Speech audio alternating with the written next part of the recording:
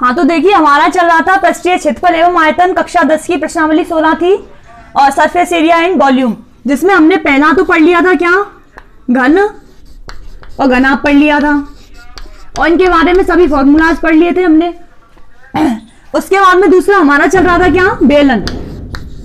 अब बेलन के बारे में हमने पढ़ा था कि इसका पृष्ठीय क्षेत्रफल क्या होता है, आयतन क्या होता है, संपूर्ण पृष्ठीय क्षेत्रफल क्या होता है, इन सब के बारे में तो हमने पढ़ लिया था। अब इसी में बेलन में अगला बेलन होता है हमारा खोखला बेलन। ये तो कौन सा बेलन है, ठोस बेलन था, इसको तुम बेलन बोल दो या फिर ठोस बेलन कह दो, एक ही बात है। या तो ठोस बेलन कह दो या फिर केवल बेलन कह दो, एक ही बात है। परंतु अगला होता है हमारा खोखला बेलन। क्या, खोखला बेलन। अब ये सारे फॉर्मूला हम खोखले बेलन के लिए पढ़ेंगे।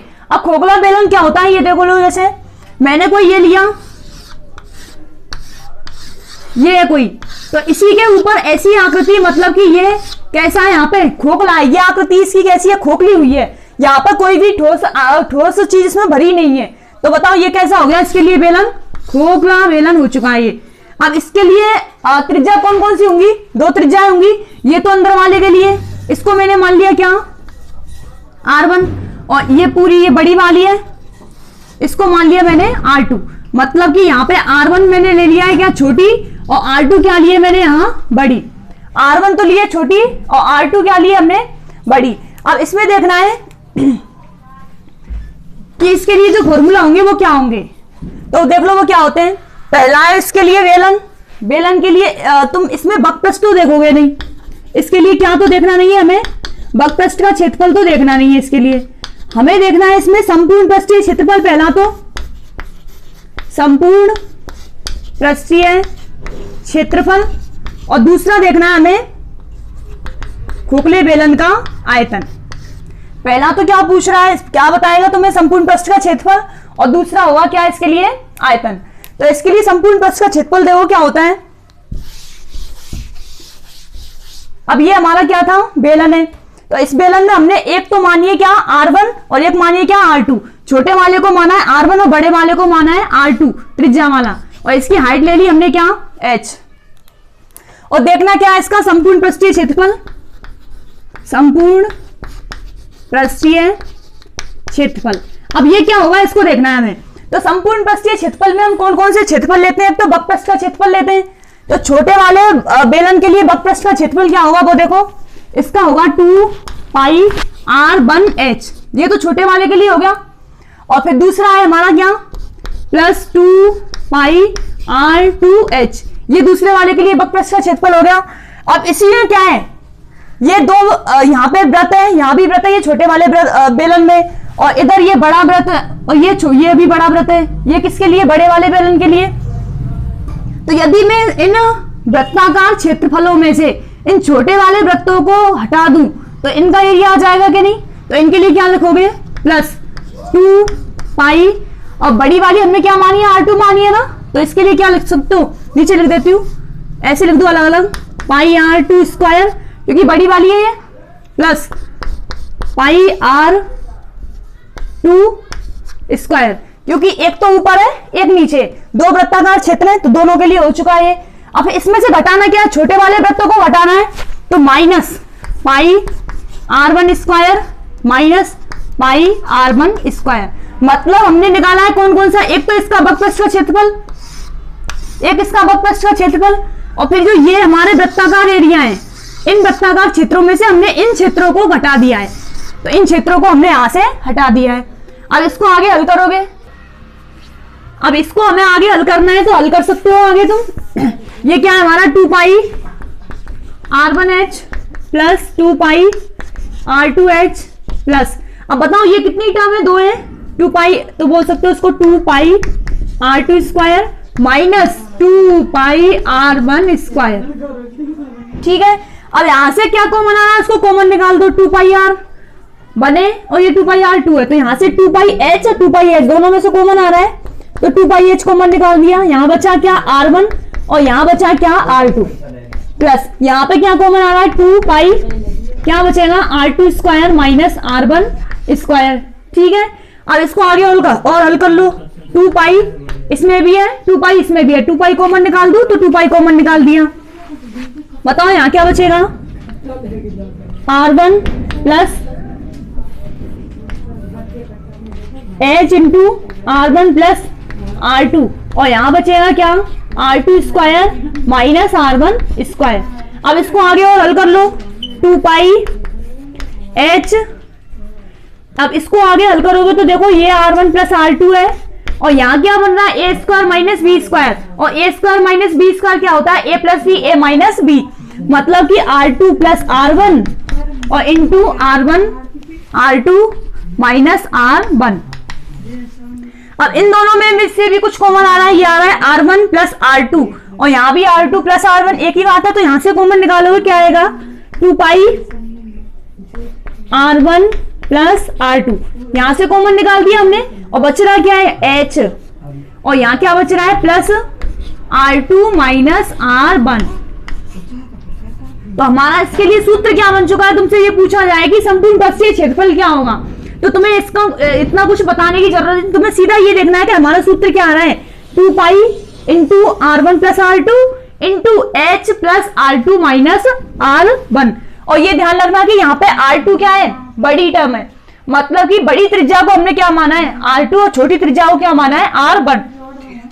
मतलब इसका सूत्र है 2 पाई और दोनों त्रिज्याओं को जोड़ो इंटू ऊंचाई प्लस बड़ी त्रिज्या माइनस छोटी त्रिज्या, तो संपूर्ण पृष्ठीय क्षेत्रफल क्या बनेगा, ये ध्यान रखना है हमें। तो यहाँ पे लिख देती हूँ इसको, ये तुम्हें कोई जरूरत नहीं है इसको लिखने की, ये तो मैंने बस बताया कि किस प्रकार से हम इसको निकालते हैं। तो इसके लिए सूत्र तो क्या हो गया वो देख लो, संपूर्ण पृष्ठीय क्षेत्रफल हो गया 2 pi into R1 plus R2 into H plus R2 minus R1। यहाँ पर ये ध्यान रखना कि ये हमारी बड़ी वाली त्रिज्या होती है R2, और यहाँ पे अगर मैं बड़ी त्रिज्या R1 को ले लूं तो यहाँ पर R1 ही आएगा और यहाँ पे क्या आएगा R2। तो ध्यान रखना संपूर्ण पृष्ठीय क्षेत्रफल ये हो चुका है। और इसका फिर अगला है आयतन। आयतन क्या होता है, बड़े वाले आयतन में से छोटे वाले को घटा दो तो खोखला जो आकृति हमारी उसका आ जाएगा क्या नहीं एरिया आयतन, तो वो क्या होगा देखो पाई R, बड़ी वाली त्रिज्या हमने ये तो मानी है R2, तो पाई R2 square H minus pi R1 square H। ये क्या है बड़ी त्रिज्या, ये क्या है छोटी त्रिज्या, तो यहां से कॉमन क्या आ रहा है पाई और H भी आ रहा है, क्या बचेगा R2 square minus R1 square. तो इसके लिए आयतन क्या होगा पाई H R2 square minus R1 square. इसको ऐसे भी हो सकते हो पाई R2 square minus R1 square into H। तो ये तो हमारा संपूर्ण पृष्ठीय क्षेत्रफल और ये क्या है हमारा आयतन। तो इनको ध्यान रखना, दोनों सूत्र बहुत काम आएंगे। अब इनके लिए मैं तुम्हें क्वेश्चन बताती हूँ। पहला प्रश्न है हमारा 20 मीटर गहरा, गहराई मतलब कि एक प्रकार से ऊंचाई कह सकते हो, क्योंकि कुआं वगैरह होता है तो उसकी ऊंचाई तो होती नहीं, उसकी हम गहराई को ही देखते हैं। तो क्या बोलोगे 20 मीटर गहरा कुआं, मतलब कि H का मान कितना दे रखा है तुम्हें 20 मीटर, गहराई कह दे या फिर ऊंचाई कह दे एक ही बात है, ये हो गया। और फिर अगला दे रखा है इसमें और 7 मीटर का व्यास, व्यास दे रखी है कितने की 7 मीटर की, मतलब त्रिज्या कितनी हो जाएगी इसके लिए 7/2 मीटर, ठीक है। अब बोल रहा है वो 20 मीटर गहरा 7 मीटर व्यास का एक कुआं खोदा गया है, ये कुआं खोदा गया है इसका, और इसमें से जो मिट्टी निकली गई है, मिट्टी निकाली गई है, उस मिट्टी की सहायता से 22 मीटर इंटू 14 मीटर माप का, 14 मीटर माप का एक चबूतरा बनाया जाता है। क्या बनाया जाता है चबूतरा। तो अब वो पूछ रहा है कि जो चबूतरा बनाया है इसके लिए हाइट क्या होगी, इसके लिए ऊंचाई क्या होगी, ये बताना है तुम्हें। इस चबूतरे की लंबाई ऊंचाई क्या है, इस चबूतरे की ऊंचाई क्या है। तो ये तो हमें कंफर्म होना चाहिए कि इसकी तुम्हें क्या दे रखी है, हाइट दे रखी है और व्यास दे रखा है, त्रिज्या दे रखी है। मतलब कि ये तो आकृति किसकी है हमारी, बेलनाकार है क्या नहीं, और कुआं तो बेलनाकार ही होते हैं। तो इसकी आकृति कैसी है बेलनाकार, और ये है 22 मीटर और इंटू 14 मीटर, मतलब कि दो माप दे रखी है तुम्हें। तो ये तो हमारी क्या हो गई लंबाई और ये क्या हो गई चौड़ाई, लंबाई और चौड़ाई। और पूछ क्या रहा है तुमसे, ऊंचाई को पूछ रहा है, मतलब इसकी आकृति किस प्रकार की होगी, ये होगी घनाभाकार। कैसी होगी ये घनाभाकार। तो अब ये बताओ कि इसको कुआं खोदोगे तो जो मिट्टी निकालेंगे हम, उसी मिट्टी की सहायता से तो हम घनाभाकार चबूतरा बनाएंगे। तो मतलब इनका जो आयतन होगा वो ही इसके आयतन के बराबर होगा कि नहीं। तो यहां से क्या लिख सकते हो तुम, कुएं की मिट्टी का आयतन बराबर, क्योंकि दोनों की मिट्टी एक ही है, इसी मिट्टी की सहायता से हम ये बना रहे हैं, तो दोनों की मिट्टी का आयतन सेम होगा। कुएं की मिट्टी का आयतन बराबर चबूतरे की मिट्टी का आयतन।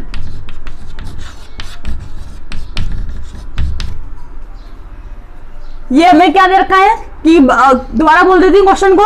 ये कोई कुआं है जिसकी गहराई कितनी है 20 मीटर और जिसका व्यास है 7 मीटर।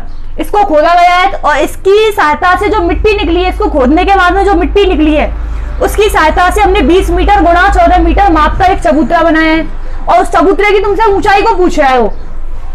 तो ये हमें पता चल गया कि चबूतरा किस आकृति का है, घनाभाकार है, क्योंकि लंबाई दे रखी है, चौड़ाई दे रखी है, क्या पूछ रहा है तुमसे, ऊंचाई।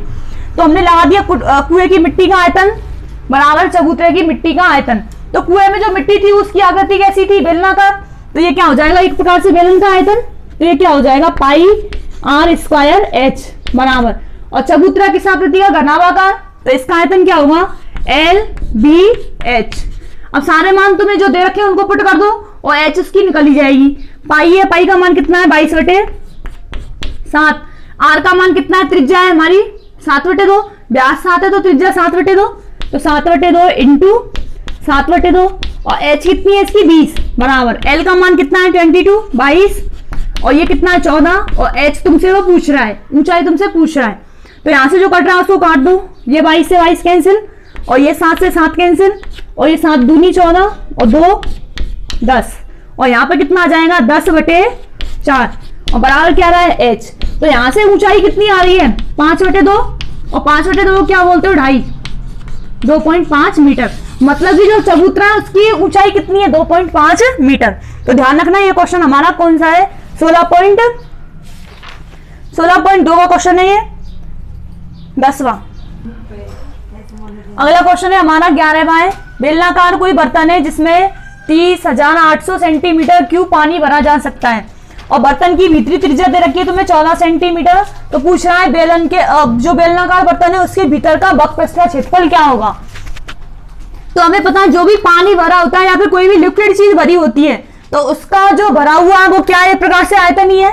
मतलब कि बेलनाकार बर्तन का आयतन दे रखा है तुम्हें, और वैसे भी सेंटीमीटर क्यूब है, इकाई किसकी आयतन की है।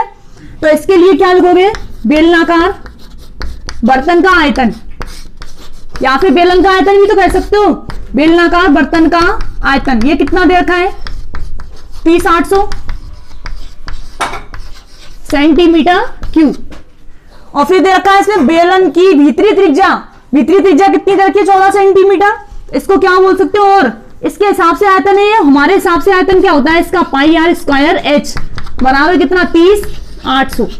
जैसे मैंने ये कोई बर्तन बना लिया, बेलनाकार बर्तन है, इसमें लिक्विड भरा हुआ है कोई भी, और इसकी त्रिज्या कितनी दे रखी है 14 सेंटीमीटर, और इसकी हाइट है, इसको तुम्हें निकालना है। इसका जो आयतन दे रखा है ये कितना दे रखा है 30,800, और इसकी जो एच निकल जाएगी उसके बाद में हमें क्या निकालना है, वक्रपृष्ठ का क्षेत्रफल।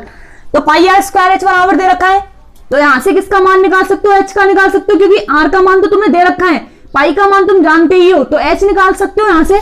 तो पहले इसको पुट कर दो, पाई का मान 22/7, आर का कितना 14 इंटू 14 इंटू एच हमें पता नहीं है, और 30,800। अब इसको कैलकुलेट करना है तुम्हें, तो कर दो इसको, 7 दूना 14, और ये 2 से कटेगा कितनी बार 15, 4 0 0, और यहां काटना है हमें इसको। तो 22 सत्ते कितने होते हैं 154, मतलब कितना 700, और ये 14 से कटेगा कितनी बार 14 पंजे 70। तो यहां से h का मान कितना आ गया हमारा 50 सेंटीमीटर। मतलब कि जो बेलनाकार बर्तन है उसकी हाइट कितनी है 50 सेंटीमीटर है, और जिसकी भीतरी त्रिज्या कितनी है 14 सेंटीमीटर, और पूछ क्या रहा तुमसे भीतरी वक्रपृष्ठ का क्षेत्रफल। तो वक्रपृष्ठ का क्षेत्रफल क्या होता है, वक्रपृष्ठ का क्षेत्रफल, बेलनाकार बर्तन है तो बेलनाकार बर्तन का वक्रपृष्ठ का क्षेत्रफल निकालना है। इसके लिए सूत्र क्या होता है हमारा 2 पाई आर एच। तो सारी वैल्यू को रख दो इसमें, 2 इंटू पाई का मान कितना 22/7, आर का मान कितना है 14 और h का कितना आया है 50। ये कितना हो जाएगा 7 दूना 14 और ये कितना हो जाएगा 22 दूना 44 और 44 दूना 88 और 88 इंटू 50 मतलब कितना आएगा 0 8 45 और 44 और ये सेंटीमीटर स्क्वायर, क्योंकि वक्रपृष्ठ का क्षेत्रफल है तो सेंटीमीटर स्क्वायर में ही आएगा। तो ये कितना हो जाएगा 0 8 45 0 8 45 4 44 सेंटीमीटर स्क्वायर। तो ध्यान रखना जो भी लिक्विड चीज भरी होती है उसके लिए हमेशा हम क्या निकालते हैं, आयतन ही निकालते हैं। तो यहां से आयतन का लगा दिया, h निकाला था, h निकालने के बाद में क्या लगा दिया 2 पाई r h। ये हमारा क्वेश्चन था 11वां। देखिए हमारा इसमें अगला क्वेश्चन है, एक खोखले बेलन की मोटाई दे रखी है 2 सेंटीमीटर और जिसका भीतरी व्यास है 14 सेंटीमीटर और ऊंचाई दे रखी है कितनी 26 सेंटीमीटर और फिर बोल रहा है कि बेलन के दोनों सिरे खुले हुए हैं। तो ध्यान रखना जहां भी तुम्हें ये शब्द मिलता है कि बेलन के दोनों सिरे खुले हुए हैं तो उसका मतलब है कि वो कैसा बेलन है, खोखला बेलन है। अब वो पूछा है फिर खोखले बेलन का संपूर्ण पृष्ठीय क्षेत्रफल क्या होगा, पूछ के आ रहा है वो तुमसे संपूर्ण पृष्ठीय क्षेत्रफल। तो इसके लिए हम अभी पढ़ के आए कि संपूर्ण पृष्ठीय क्षेत्रफल के लिए हमें सूत्र क्या होता है हमारा। जैसे मैंने पहले इसके लिए चित्र बना देती हूँ, ये कोई हमारा खोखला बेलन है,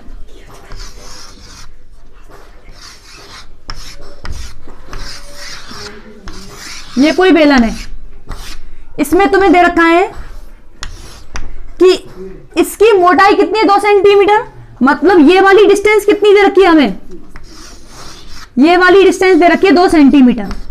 तो इधर वाली भी ये कितनी होगी 2 सेंटीमीटर, ठीक है। अब फिर दे रखा है इसने भीतरी व्यास 14 सेंटीमीटर है, तो ये भीतर वाला वृत्त है तो इसका व्यास ये कितना दे रखा है तुम्हें, व्यास पूरा 14 सेंटीमीटर, मतलब इसकी त्रिज्या कितने की होगी यहां से यहां तक की, ये होगी 7 सेंटीमीटर। और इसको मैं मान लेती हूँ क्या r1, तो r1 का मान कितना है 7। अब फिर ये भीतरी व्यास हो गया, अब मैं इसी में कहूँ कि इसका बाह्य व्यास क्या होगा, तो देखो ये 14 सेंटीमीटर है, 2 इधर जुड़ेगी 2 इधर जुड़ेगी तो कितनी हो जाएगी 18। तो इसके लिए मैं तुमसे ये कहूँ कि बताओ बाह्य व्यास कितना है 18 सेंटीमीटर, तो बाह्य त्रिज्या कितनी होगी 9 सेंटीमीटर। इसको हमने ले दिया क्या r2 और इसकी हाइट दे रखी है तुम्हें कितनी ऊंचाई 26 सेंटीमीटर। अब सारे मान दे रखे और पूछ क्या रहा है इसका संपूर्ण पृष्ठीय क्षेत्रफल क्या होगा। तो संपूर्ण पृष्ठीय क्षेत्रफल के लिए पहले तो ये लिख दो बेलन की भीतरी त्रिज्या, और भीतरी त्रिज्या एक प्रकार से छोटी है, भीतरी त्रिज्या इसको हमने क्या मान लिया है r1 माना है, तो r1 कितना है 7 सेंटीमीटर। और अगला बाह्य त्रिज्या, बाह्य त्रिज्या ये कितनी है r2, ये कितना दे रखा है 9 सेंटीमीटर, क्योंकि हमने निकाला 2 इधर जोड़ोगे तो पूरी कितनी हो जाएगी 18 और त्रिज्या कितनी हो जाएगी फिर इसके लिए 9, तो ये हो गई। और फिर अगला ऊंचाई चाहिए हमें, इसकी ऊंचाई कितनी दे रखी है 26 सेंटीमीटर। अब इसके लिए संपूर्ण पृष्ठ का सूत्र लगाना है, संपूर्ण पृष्ठीय क्षेत्रफल, बेलन के संपूर्ण पृष्ठीय क्षेत्रफल, और बेलन भी कैसा है खोखला है तो खोखले बेलन का संपूर्ण पृष्ठीय क्षेत्रफल। इसके लिए हमारा सूत्र क्या होता है वो देख लो, 2 पाई लिखो, दोनों त्रिज्याओं को जोड़ दो, जोड़ दिया। उसके बाद में क्या है हाइट प्लस बड़ी त्रिज्या हमने क्या मानी है r2 और माइनस छोटी त्रिज्या, ठीक है। दोबारा सुन लो 2 पाई, यहाँ पे 2 पाई है, फिर दोनों त्रिज्याओं का जोड़ करो, फिर जो ऊंचाई है वो और जो बड़ी त्रिज्या वो, उन दोनों के जोड़ में से छोटी त्रिज्या को घटा दो। और हमें पता है ये किस प्रकार से आया था, तो सारे मानों को इसमें रख दो। 2 पाई का मान कितना है 22/7, r1 प्लस r2 मतलब दोनों त्रिज्याओं को जोड़ना है, तो ये कितना हो जाएगा 7 + 9। और इसके बाद में क्या है h का मान कितना है 26 प्लस, और बड़ी त्रिज्या कितनी है 9 माइनस छोटी त्रिज्या कितनी है 7। आगे हल करना है इसको, 22 ये कितना हो जाएगा 2 गुणा 22/7 गुणा 9 7 7 दूनी 14 15 16 इंटू, और ये कितना बचेगा 2 और 26 + 2 कितना हो जाएगा 28। आगे हल करना है इसको, 7 चौका 28, तो ऊपर कितना आ रहा है हमारा 22 इंटू 2 इंटू 16 इंटू 4। हल कर लो इनको, 16 ये तो कितना हो गया 22 चौका 22 दूना 44 और 16 चौका 64। अब इनको हल करोगे आगे, 4 चक्कू 16 और 1 17, और ये 6 चौका 24, 6 चौका 24, 25, 26, तो 6, 11, 7, 8 और 2 सेंटीमीटर स्क्वायर। मतलब कि इसका एरिया कितना आ रहा है संपूर्ण पृष्ठीय क्षेत्रफल 2816। कितना आ रहा है 2816। दोबारा देख लो हमने क्या किया है, यहाँ पे क्वेश्चन दे रखा था तुम्हें, कोई खोखला बेलन है जिसकी मोटाई दे रखी है 2 सेंटीमीटर और भीतरी व्यास दे रखा है कितना 14 सेंटीमीटर, ऊंचाई दे रखी है 26 सेंटीमीटर और तुमसे पूछ रहा है वो कि इसका संपूर्ण पृष्ठीय क्षेत्रफल क्या होगा। तो ये हमने डायग्राम बनाया है इसके लिए। देखो ये 14 है तो त्रिज्या कितनी हो जाएगी 7 और मोटाई दे रखी है 2 सेंटीमीटर, तो दोनों तरफ जोड़ोगे तो 14, 15, 16, 17, 18 और इसकी त्रिज्या कितनी बनेगी फिर 9। हमने इसको मान लिया R2, इसको मान लिया क्या R1 और इसकी ऊंचाई कितनी दे रखी है 26। इसके लिए हमने सूत्र लगा दिया 2 pi into R1 plus R2 into H plus R2 minus R1 और ये रख दिया इसमें और इसको आगे हल करोगे तो ये कितना आ जाएगा 2816 सेंटीमीटर स्क्वायर। तो ये हमारा कौन सा क्वेश्चन था 12वां। अब इसके लिए लास्ट क्वेश्चन देख लो, इसी का 16.2 का ही हमारा 13वां क्वेश्चन है। एक खोखला बेलन है, 13वां क्वेश्चन है ये। एक खोखला बेलन है जिसकी दोनों सिरे कैसे हुए खुले हुए, और ये तो हमें पहले ही बता दिया कि जो खोखला बेलन होता है उसके दोनों सिरे कैसे होते हैं खुले, दोनों सिरों से खुला हुआ है, जिसकी ऊंचाई दे रखी है 20 और इसका आंतरिक व्यास और बाह्य व्यास दे रखे हैं। आंतरिक व्यास तो कितना है 26 और बाह्य व्यास कितना है 30। अब इसमें पूछ रहा है कि इसके लिए खोखला बेलन है, इसका क्या बताना है तुम्हें कि इसका आयतन क्या है। क्या पूछा है इसका आयतन। तो इसके लिए पहले डायग्राम बना दूं। ये कोई हमारा बेलन है,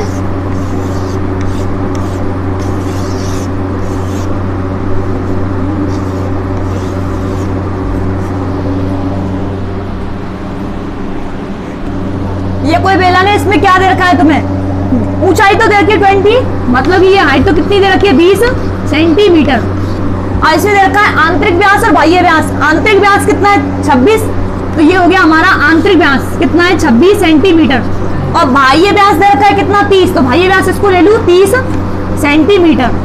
अब मैं यहां से कहूँ कि इसकी आंतरिक त्रिज्या कितनी होगी, भीतरी त्रिज्या कितनी होगी 13 सेंटीमीटर, तो ये हो गई 13 सेंटीमीटर। इसको मैंने क्या मान लिया R1 और ये त्रिज्या कितनी हो गई R2, ये हो गई कितनी 15 सेंटीमीटर। सभी मान दे रखे हैं हमें और पूछ रहा है कि जो खोखला बेलन है इसका क्या बताना है तुम्हें, आयतन बताना है। तो हमने इसका आयतन पढ़ा था, पहले तो ये लिख दो कि इसकी ऊंचाई कितनी है, हाइट ऊंचाई ये दे रखी है कितनी 20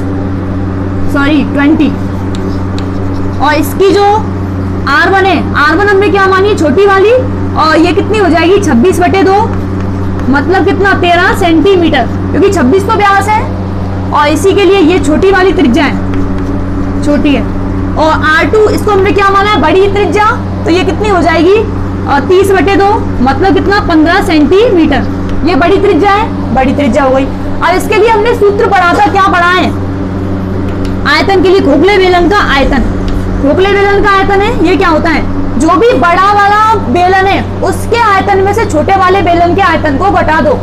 मतलब इसका फॉर्मूला क्या बनेगा पाई R2² H minus pi R1² H। ये छोटी वाली त्रिज्या है और सॉरी ये बड़ी वाली है और ये छोटी वाली त्रिज्या है। अब यहाँ से कॉमन क्या निकल रहा है पाई और H भी तो कॉमन आ रहा है, H क्या बचेगा R2² माइनस R1²। और सभी मानों को इसमें पुट कर दूं, पाई का मान कितना 22/7 और H का मान कितना है हमारा, H है 20 और ये कितना है R2 का मान कितना है, R2 है हमारा 15, तो 15 का स्क्वायर माइनस 13 का स्क्वायर। आगे हल करना है, इसको कर दो 22/7 गुणा 20 इंटू 15 का स्क्वायर कितना होता है 225 माइनस 13 का वर्ग कितना होता है 169। अब इन दोनों को हल करोगे तो हल करने पे ये कितना आएगा, जब इन दोनों को घटाओगे तो ये आएगा 22/7 इंटू 20, ये हो जाएगा कितना 6 और यहाँ कितना बचेगा 5, तो कितना आ रहा है 56 और 7 8 56, मतलब यहाँ पे कितना आएगा ये 22 गुणा 20 गुणा 8, तो ये कितना हो जाएगा 22 दूना 44 480 इंटू 8 और ये हो जाएगा 8 चौका 32 8 चौका 32 33 34 35 3520 सेंटीमीटर क्यूब। मतलब इसका आयतन कितना आ रहा है 3520 सेंटीमीटर क्यूब। दोबारा सुन लो, खोखला बेलन दे रखा है ऊंचाई दे रखी है जिसकी, और दोनों व्यास दे रखे हैं। दोनों व्यासों की सहायता से हम दोनों त्रिज्याओं को निकाल सकते हैं। और हमें निकालना क्या है इसका आयतन, तो आयतन के लिए सूत्र पढ़ा था हमने, बड़े वाले आयतन में से छोटे को घटा दो। ये हमने घटा दिया, यहाँ से R2 माइनस R1 स्क्वायर आ रहा है, तो 15 का स्क्वायर माइनस 13 का स्क्वायर, 225 माइनस 169, और इसको आगे हल करोगे तो कितना आ जाएगा 56, और यहाँ से कटेगा 8 बार, इनको कैलकुलेट करोगे तो कितना आ जाएगा 3520 सेंटीमीटर क्यूब। तो ये हमारी हो चुकी है 16.2 बेलन घन घनाभ। अगला क्वेश्चन है हमारा, कोई रोलर है जिसकी लंबाई दे रखी है कितनी 2 मीटर और जिसका व्यास दे रखा है 1.4 मीटर, और तो इसमें पूछ रहा है वो कि 5 चक्कर लगाने में रोलर कितने क्षेत्र को समतल करेगा। तो ध्यान रखना है कि रोलर की आकृति कैसी होती है, कुछ ऐसी होती है ना, मतलब कि इसकी आकृति कैसी है, बेलनाकार है। कैसी आकृति है इसकी, बेलनाकार है। और इसकी तुम्हें क्या दे रखी है, लंबाई दे रखी है, तो लंबाई इसको मैं खड़ा कर दूं तो एक प्रकार से हाइट हो जाएगी इसकी, तो ये हाइट ही है, तो हाइट का मान कितना है 2 मीटर, और इसका व्यास दे रखा है कितना 1.4, तो ये कितना दे रखा है तुम्हें 1.4 मीटर। अब यहाँ पे ये व्यास है तो मैं तुमसे त्रिज्या पूछूं तो R कितनी हो जाएगी इसके लिए 1.4/2, मतलब कितना 0.7 मीटर, तो त्रिज्या कितनी हो गई 0.7 मीटर, और H कितनी हो गई इसकी, H बराबर 2 मीटर। अब ये कह रहा है कि 5 चक्कर लगाने में रोलर को कितना क्षेत्र समतल करना होगा, मतलब कि कितना क्षेत्र समतल कर सकता है। तो ये ध्यान रखना है कि कोई भी रोलर है एक चक्कर लगाएगा, तो एक चक्कर लगाएगा मतलब वो उसका क्या होगा, वक्र पृष्ठ का क्षेत्रफल होगा, क्योंकि वक्र पृष्ठ का क्षेत्रफल एक प्रकार से यही तो एरिया होता है। तो इसको क्या बोल सकते हो, एक चक्कर बराबर रोलर का, एक चक्कर बराबर रोलर का वक्र पृष्ठ का क्षेत्रफल। ये ध्यान रखना है कि यदि रोलर इस प्रकार से घूमेगा तो जो भी हमारी एक बार में समतल होगी क्षेत्र, जो भी क्षेत्र समतल होगा वो एक प्रकार से क्या होगा, उसका वक्र पृष्ठ का क्षेत्रफल। क्योंकि वक्र पृष्ठ में हम केवल बाह्य इसको लेते हैं क्षेत्र को, उधर वाले दोनों वृत्तों को नहीं लिया जाता है। तो ये क्या हो जाएगा वक्र पृष्ठ के क्षेत्रफल के बराबर, एक चक्कर में वक्र पृष्ठ के क्षेत्रफल के बराबर। तो इसका वक्र पृष्ठ का क्षेत्रफल तो हम निकाल सकते हैं, कितना होगा ये 2πRh, और मान तुम्हें दे रखे 2 और 22/7, और R का मान कितना है 0.7, और H का मान कितना है 2 मीटर। तो ये कितनी बार घटेगा 10 बार, यहाँ से 0.7 10 बार घट गया, तो ऊपर कितना आएगा 2 गुणा 22 गुणा 2/10, मतलब कि 22 44 और 88/10 कितना हो गया 8.8, और क्षेत्रफल है तो क्या होगा मीटर स्क्वायर। तो ये तो क्या है एक चक्कर की है कि एक चक्कर में कितनी क्षेत्र को समतल करेगा वो 8.8 मीटर स्क्वायर, परंतु हमें चाहिए कितने चक्करों में, 5 चक्करों में। तो एक चक्कर का पता है तो 5 चक्करों को तो हम निकाल सकते हैं, ये हमारा एक चक्कर का एरिया है। तो 5 चक्करों में समतल किया गया क्षेत्र, समतल किया गया क्षेत्र ये कितना होगा, बराबर 5 गुणा एक चक्कर में किया गया, और एक चक्कर में कितना किया उसने 8.8 मीटर स्क्वायर। तो ये कितना हो जाएगा 8 × 40 और 44, मतलब कि जो हमारा क्षेत्र होगा 5 चक्करों में जो क्षेत्र समतल किया जाएगा वो कितना होगा 44 मीटर स्क्वायर। तो दोबारा देख लो, कोई भी ये ध्यान रखना है कि एक चक्कर में किसी भी रोलर के द्वारा जो क्षेत्र समतल किया जाता है वो उसका क्या होता है, वक्र पृष्ठ का क्षेत्रफल होता है। तो हमने इसका वक्र पृष्ठ का क्षेत्रफल निकाल दिया है, और 5 चक्करों में चाहिए तो 5 का क्या कर दिया, यहाँ से मल्टीप्लीकेशन कर दिया। तो ये हमारी 16.2 हो चुकी है।